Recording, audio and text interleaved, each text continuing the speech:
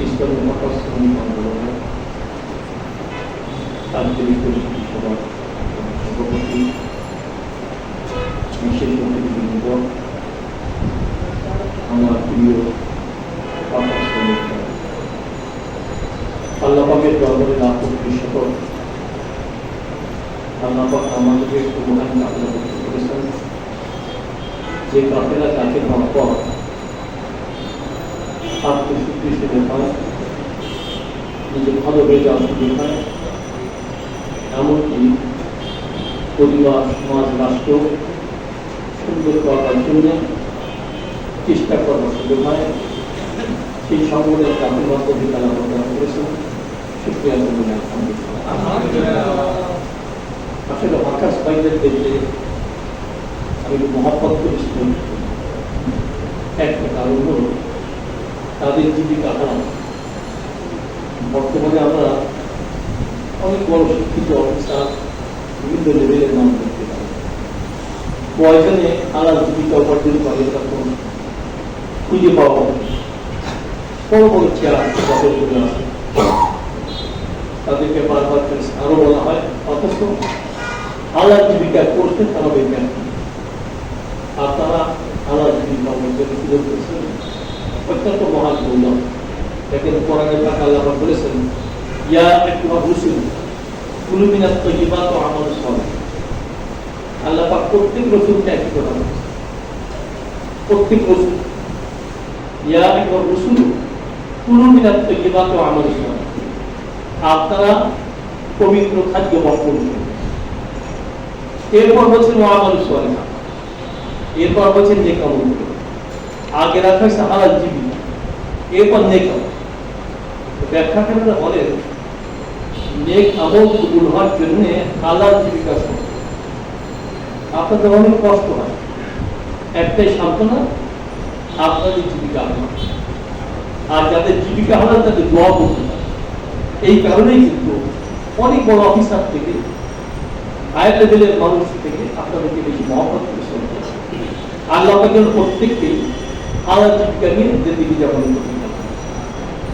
২ নম্বর কথা হলো, আমি যে কথা বলছিলাম, একটা কাফেলা মুক্তমর হয়েছে, একটা সংগঠন মুক্ত হয়েছে। এখানে আসলে কি আপনারা দেখেছেন, এখানে আসলে আত্মশুদ্ধি শুরু হয়, আত্মগঠনের শুরু হয়, অর্থাৎ নিজে ভালো হয়ে চলা শুরু হয়। সাথে সাথে দেখবেন এই কাফেলা মুক্ত যারা হয় তাদের মধ্যে একটা চেতনা দান করে, পিপাসা দান করে, আগ্রহ দান করে। কি আমি একা ভালো হলে চলবে না, অন্য মানুষকে ভালো বানানোর চেষ্টা করবো। আমি একা ভালো হলে চলবে না, আমার পরিবারকে শুদ্ধ করা দরকার। আমার পরিবার শুদ্ধ হলে হবে না, সমাজকে শুদ্ধ করা দরকার।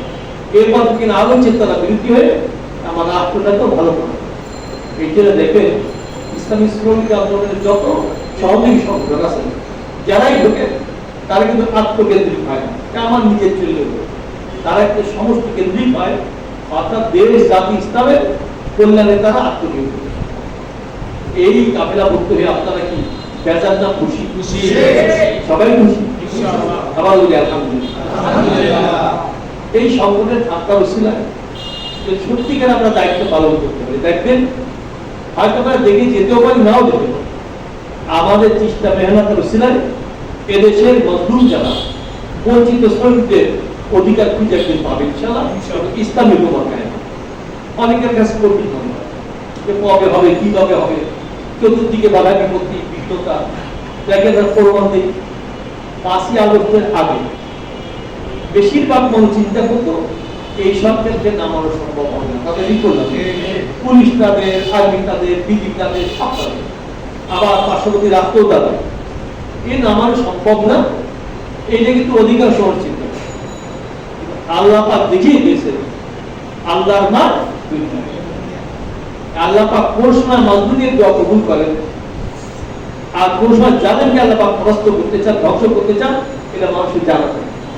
তাই যদি হয় আমাদের অভাবেরও একটা ফলাফল যদি আল্লাহ পাক দেখিয়ে থাকেন, আমরা যারা চিন্তা করতেছি ইসলামী হুকুমত কায়েম করা খুবই খুব কঠিন, আল্লাহ এটাও সহজ করে দিতে পারেন। কি বলেন? এর আগে আমাদের চিন্তা দরকার, মেহনত দরকার, কোরবানির দরকার। আলহামদুলিল্লাহ আপনার সংঘবদ্ধ হয়েছে, সংঘবদ্ধ হওয়ার একটা শক্তি। আমি একটা উদাহরণ দিয়ে থাকি, অনেকে গ্রামের মানুষ আছে, আমি গ্রামের মানুষ। আচ্ছা, গ্রামে নারিকেল গাছ আছে না? নারিকেল গাছ দেখবে, নারকেল গাছের পাতা সরাতে দিয়ে আমার মামুনেরা কি করে, আটি বেঁধে একটা ঝাড়ু বা ঝাঁটা তৈরি করে, দেখেছেন? আচ্ছা দেখুন তো, এই ঝাড়ু ঝাঁটা তৈরি হওয়ার আগে কথাও কথা বলছি, একটা উঠান, একটা আঙ্গিনা, একটা রাস্তা, অনেক আবর্জনা জমা হয়ে আছে। এখন কিভাবে পরিষ্কার করা যাবে? একজন বলছে তাহলে কি করা যায়, 100 শলাকা জোগাড় করতে হবে এবং প্রত্যেকের কাছে একটা করে দিতে হবে, প্রত্যেকের কাছে একটা করে দিতে হবে। তো বলুন তো, 100 শলাকা 100 মানুষের এই যে নাড়াচাড়া করলে কি আবর্জনা কি দূর হবে? আবর্জনা পাল্টে হবে। একজন বলছে না, এটা করা যাবে, সংগঠন তৈরি করতে হবে, সংঘবদ্ধ করতে হবে। এই প্রত্যেকটা শলাকা এক জায়গায় যাবে, আটি বেঁধে ফেলেন হয়ে যাবে, ঝাড়ু বাজারটা টান দিয়ে চলছে। এইটাই সংগঠন দরকার, একাকে সম্ভব না।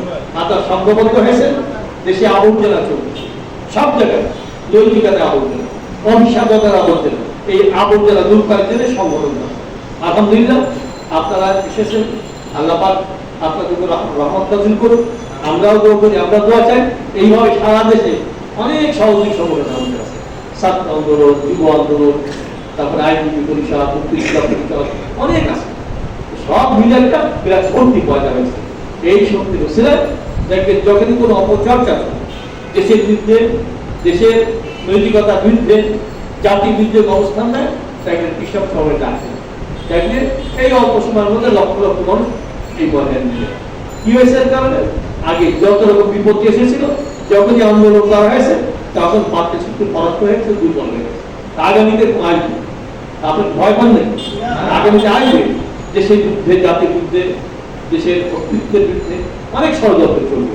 আমরা সংঘবদ্ধ হয়ে নিজের মধ্যে যে নফসানিয়াটা সেটা দূর করার চেষ্টা করবো, শয়তানকে পরাস্ত করবো, মানুষ শয়তানকে পরাস্ত করবো, পরাজিত করবো।